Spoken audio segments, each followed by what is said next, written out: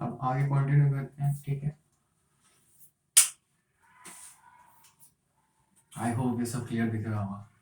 Calculate the magnetic moment of a divalent ion in aqueous solution if its atomic number is 27। 27 atomic number का element है, ठीक है। Divalent का time बना रहा है, उसका मैग्नेटिक मूवमेंट बताओ। 25 एटॉमिक नंबर है, मतलब वो मैंगनीज है। मैंगनीज की इलेक्ट्रॉनिक कॉन्फ़िगरेशन होती है 3d5 4s2, वो लिखी हमने।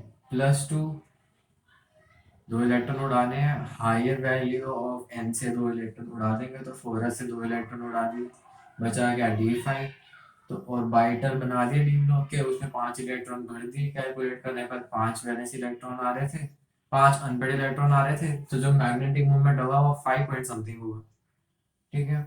Calculate the magnetic movement of M+ ion, M+2 ion, वही सेम क्वेश्चन है, बस इसमें एटॉमिक नंबर 27 है। 27 है, मतलब कोबाल्ट की बात कर रहे हैं। कोबाल्ट होता है 3d7 4s2। कोबाल्ट हो गया हमारा मेटल 3d7 4s2, +2 बना रहा है, दो इलेक्ट्रॉन रिलीज करवाने या फिर रिमूव करवाने, हायर वैल्यू ऑफ एन से रिलीज करवाएंगे। 4s2 जीरो हो गया, क्योंकि 4 यहाँ पर एन की वैल्यू है और वो डी के एन दैट इज 3 से ज़्यादा है। 7 बज गए। अब इनको हम डिवाइडर में फिल करेंगे, तो पहले सिंगली ऑक्यूपाई करवाएंगे सारे इलेक्ट्रॉन्स को, सारे ऑर्बिटल्स को, फिर पेयरिंग करवा देंगे। 3 हमारे पास अनपेड इलेक्ट्रॉन्स बचे, तो magnetic movement 3 point something Bohr magneton आ जाएगा। There is trivalent metal ion of series this one, ठीक है। ये क्वेश्चन काफी इंपॉर्टेंट है, अगर ये समझ आ गया तो ये हाथ की मैल यूं हो जाएगा, ठीक है। ट्राइवेलेंट मेटल आयन है, तो जो M+3 है आयन, उसका जो मैग्नेटिक मोमेंट है वो 3.88 है, मतलब 3 पॉइंट समथिंग है। तो इसका मतलब ये है कि उसके पास अनपेड इलेक्ट्रॉन्स 3 है, ठीक है। अब उसने पूछा है write name and electronic configuration of this atom, तो बताओ एटम कौन सा है। अब +3 ऑक्सीडेशन स्टेट के अंदर उसके पास 3 अनपेड इलेक्ट्रॉन्स हैं, तो 3 अनपेड इलेक्ट्रॉन होने की दो कंडीशन है, या तो 3 अनपेड इलेक्ट्रॉन हो, या तो पेयरिंग कराने के बाद 3 हो, ठीक है। अब +3 स्टेट में है ना ये, तो 3 इलेक्ट्रॉन हटाने के बाद ये हमारे पास कॉन्फ़िगरेशन आ रही है, एक आ रही है d3, एक आ रही है d7। अब जब हम इलेक्ट वापस मेटल की स्टेट में जाएंगे, ठीक है, तो 3 इलेक्ट्रॉन जो के टाइम बना रखा है इसने, 3 इलेक्ट्रॉन वापस देने पड़ेंगे इसको। अब जब रिमूव करे 3 इलेक्ट्रॉन, तो सबसे पहले 4s से रिमूव करेंगे, करे थे, ठीक है, और उसके बाद d से रिमूव करे थे। 3 इलेक्ट्रॉन रिमूव करे हैं, तो इसका मतलब ये है कि सबसे पहले 4s से 2 इलेक्ट्रॉन रिमूव करे होंगे, फिर उसके बाद d से रिमूव किया होगा। तो सबसे पहले d में 1 भर दो, ठीक है। d में 1 भरेंगे तो यहाँ पे d3 का 4 हो जाएगा, और यहाँ पे 4s का 2 हो जाएगा, फिर s में 2 भर दो, ठीक है। यहाँ पर पहले d में 1 भर दो, फिर यहाँ पे 4s 2 कर दो। अब ये तो समझ आ गया, ये कोई एग्जिस्ट नहीं करता, ठीक है। 24 एटॉमिक नंबर है, 24 एटॉमिक नंबर में वो 3d5 4s1 शो करता है। और ये निकल है 3d8 20 एटॉमिक नंबर, और इसकी इलेक्ट्रॉनिक कॉन्फ़िगरेशन ही होगी। तो एक हमारे पास आ जाएगा क्रोमियम, दूसरा आ जाएगा निकल, तो ये दो पॉसिबल केसेस हैं हमारे पास, ठीक है। अब explain why Cu+ is not stable in aqueous solution, ठीक है। Cu+ स्टेबल नहीं है। अब ये एक हमारे पास रिडॉक्स की रिएक्शन है, एनसीईआरटी में एक हमको क्वेश्चन दे रखा है कि व्हाट आर डिसप्रोपोर्शनेशन रिएक्शंस, तो वो रिएक्शंस जिसके अंदर सेम एलिमेंट ऑक्सीडाइज भी होता है और रिड्यूस भी होता है, उसे हम डिसप्रोपोर्शनेशन रिएक्शंस कहते हैं। जैसे हमारे पास H3PO3 था, H3PO2 था, ये पी ब्लॉक की रिएक्शंस हैं। तो ये कन्वर्ट हो जाता है H3PO4 में, H3PO4 में, और PH3 में, और PH3 में। यहाँ पर इसकी जो ऑक्सीडेशन स्टेट है फॉस्फोरस की, वो कितनी है, वो है +3, यहाँ पर भी +3।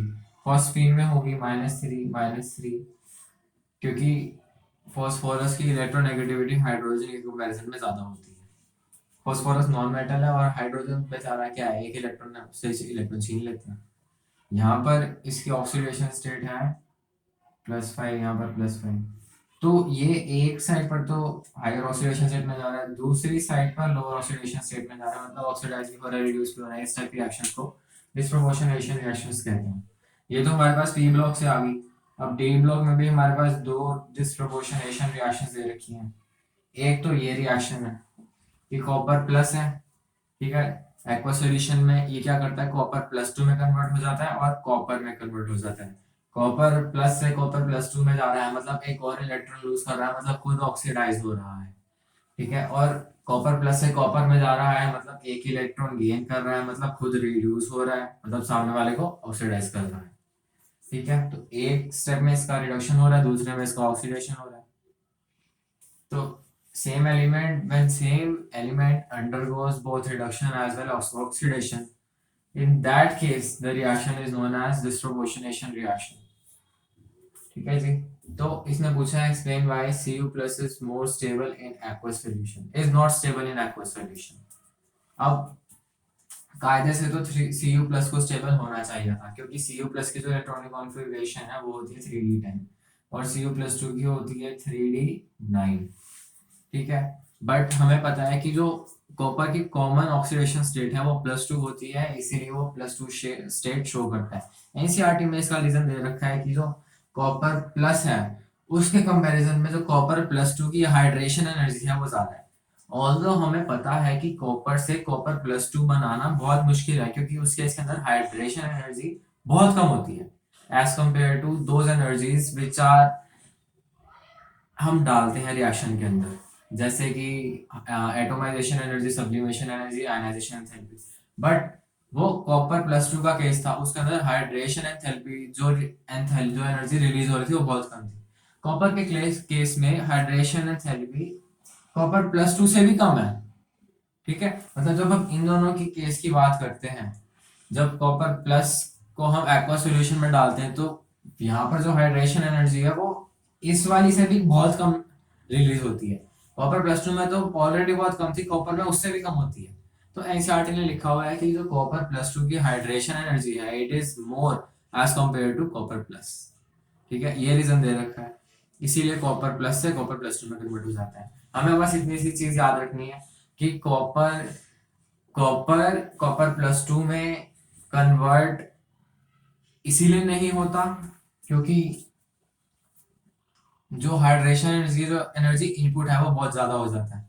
कॉपर +1 में तो जा सकता है, ठीक है, बट कॉपर +2 में नहीं जाता। अंडरस्टूड है ना, ये स्टेबल है और ये अनस्टेबल है, तो कॉपर +2 में क्यों जाएगा। तो कॉपर से कॉपर जब +2 बनाते हैं तो उसके लिए जो ऑक्सीडेशन पोटेंशियल है वो हमारा नेगेटिव रहता है, ठीक है। ये चीज समझ आ गई।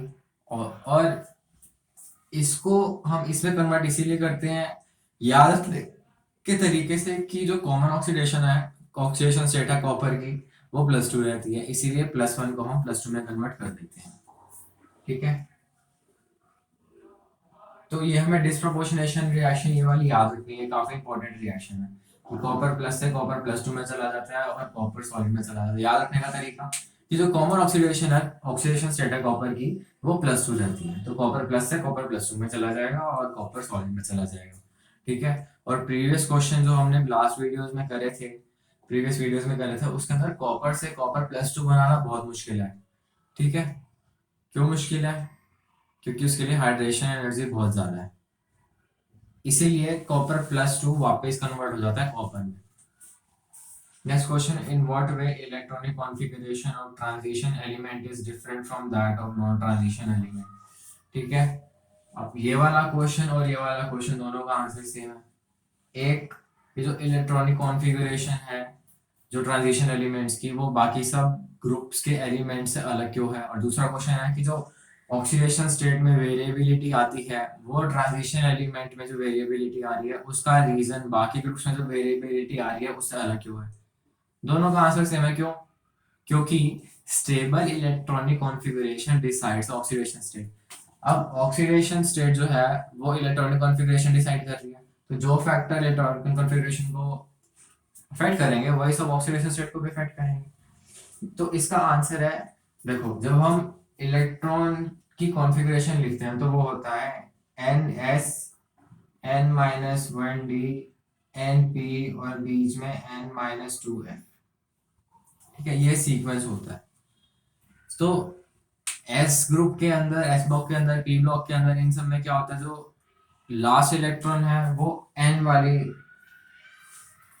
शेल में जाता है या फिर सब शेल में जाता है, ठीक है। बट जो डी ब्लॉक है और एफ ब्लॉक है, इनके अंदर पेनल्टीमेट शेल्स में जाता है, मतलब लास्ट वाले से एक कम शेल में जाता है।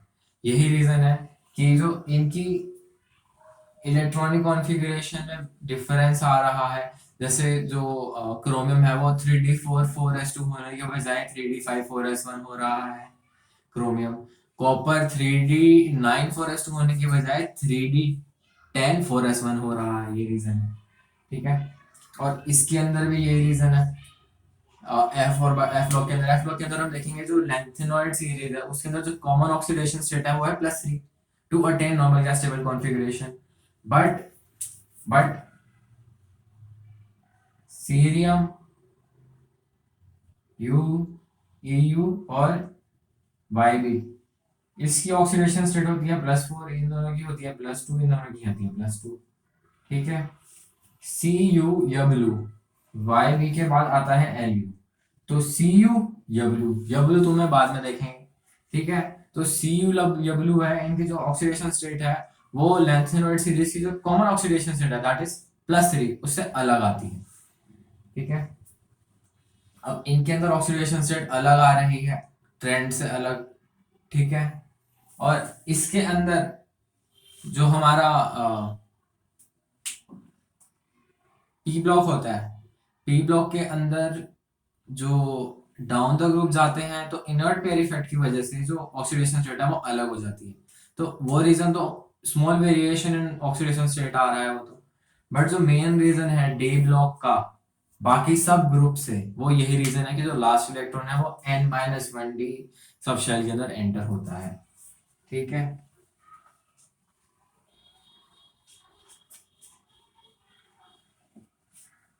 तो in what ways electronic configuration of transition element is different from that of non transition element? Electronic configuration में डिफरेंस आ रहा है, ठीक है।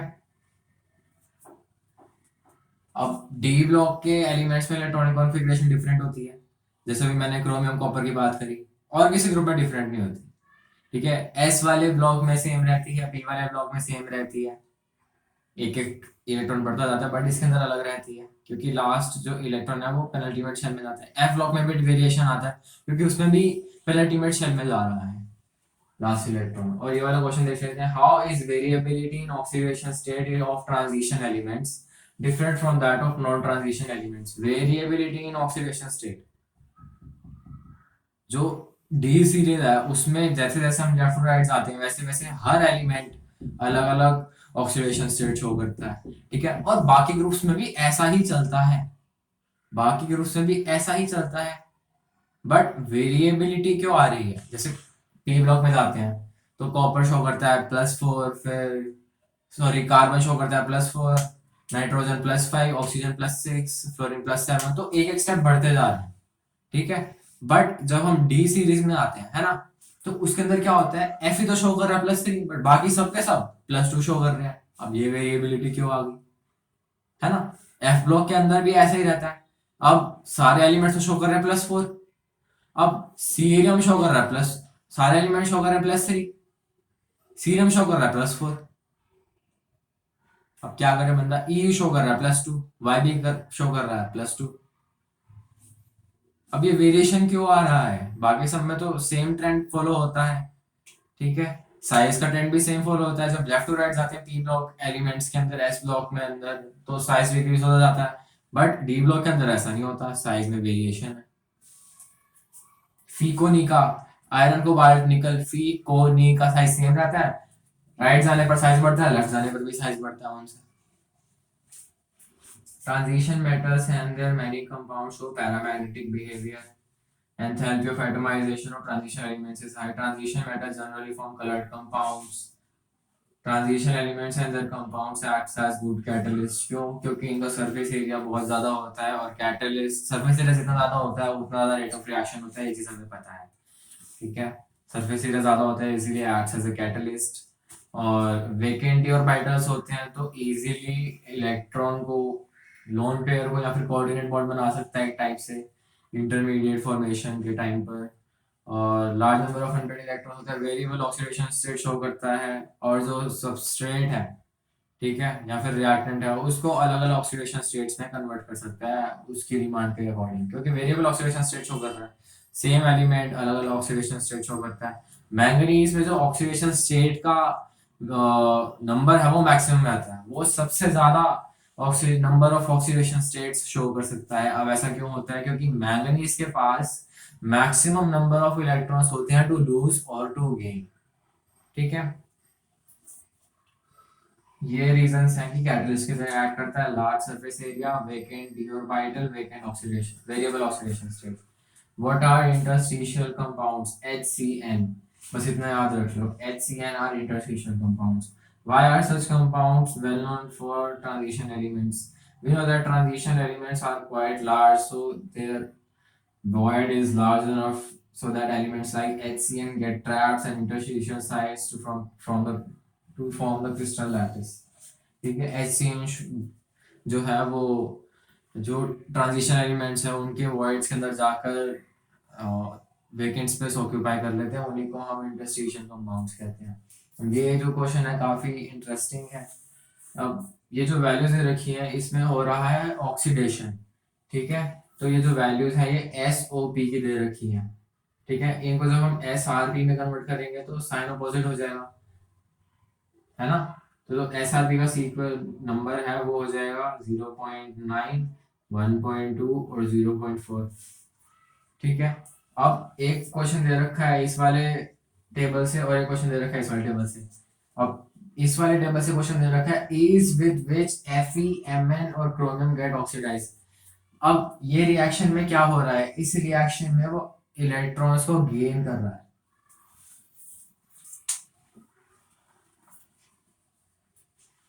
इन रिएक्शंस के अंदर वो क्रोमियम +2 से क्रोमियम में जा रहा है, मतलब इलेक्ट्रॉन गेन कर रहा है, इलेक्ट्रॉन गेन कर रहा है मतलब खुद रिड्यूस हो रहा है।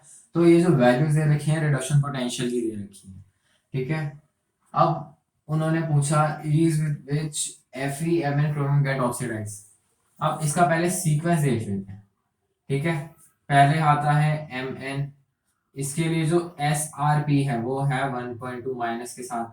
फिर आता है क्रोमियम, क्रोमियम के लिए है SRP -0.9। फिर आता है आयरन, इसके लिए है 0.4 माइनस के साथ।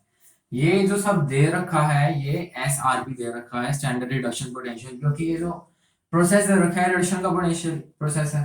अब is with which this compound can oxidize, ठीक है। अब इस इन सब के अंदर आयरन जो है वो सबसे अच्छे से रिड्यूस होगा क्योंकि इसका SRP सबसे ज्यादा, ठीक है। ऑल्दो मैग्नीट्यूड कम है बट नेगेटिव साइड में कम है ना, तो वैल्यू बढ़ जाएगी क्योंकि 0 के ज्यादा पास है, ठीक है। तो ये रिड्यूस होना चाहता है बट इन्होंने पूछा क्या है, कौन सा ऑक्सीडाइज होना चाहता है, तो आंसर चला जाएगा Mn, क्योंकि ये रिड्यूस होना चाहता तो ये ऑक्सीडाइज होना चाहेगा। तो सेकंड वाले क्वेश्चन के लिए हमारा आंसर जाएगा मैंगनीज, ठीक है। अब फर्स्ट वाला क्वेश्चन देख लेते हैं क्या कह रहा है। फर्स्ट वाला क्वेश्चन कह रहा है कि जो कॉपर +3 है, कॉपर +3 जा रहा है कॉपर +2 में, क्रोमियम +3, मैंगनीज +3 जा रहा है +2 में, मतलब ये इलेक्ट्रॉन गेन कर रहा है, मतलब खुद रिड्यूस हो रहा है, ठीक है। ऑक्सीडेशन स्टेट कम हो रही है ना, तो मतलब रिड्यूस हो रहा है। तो ये जो दे रखी है वैल्यूज ये भी SRP की दे रखी है, स्टैंडर्ड रिडक्शन पोटेंशियल दे रखे हैं। अब इनका ऑर्डर बना लेते हैं हम। सबसे पहले आता है क्रोमियम, क्रोमियम के लिए जो SRP है उसकी वैल्यू है 0.4। फिर आता है आयरन, आयरन के लिए है +0.8। फिर आता है मैंगनीज, मैंगनीज के लिए है +1.5। अब इन्होंने पूछा है compare the stabilities of these ions in acidic medium, ठीक है। इनकी स्टेबिलिटी बतानी है एसिडिक मीडियम के अंदर। एसिडिक मीडियम सिर्फ और सिर्फ एक टाइप का मीडियम दे रखा है। अब ये सब +2 में कन्वर्ट हो रहे हैं, ठीक है, मतलब रिड्यूस हो रहा है। सबसे ज्यादा रिडक्शन पोटेंशियल मैंगनीज का है, तो मैंगनीज सबसे अच्छे से इसके अंदर कन्वर्ट होगा, मतलब +3 से +2 में जाएगा। बट जो क्रोमियम है, क्रोमियम का SRP बहुत कम है, सबसे कम है इनके अंदर, तो वो रिड्यूस नहीं होना चाहेगा, मतलब वो +3 में ही रहेगा। और हमने पूछा क्या स्टेबिलिटी बतानी, मतलब क्रोमियम की स्टेबिलिटी, क्रोमियम +3 की स्टेबिलिटी सबसे ज्यादा है क्योंकि वो +2 में नहीं जाना चाह रहा। तो फर्स्ट वाले क्वेश्चन का आंसर हो जाएगा क्रोमियम +3। ठीक है, फिलहाल के लिए इतना ही, बाकी नेक्स्ट वीडियो। Okay bye.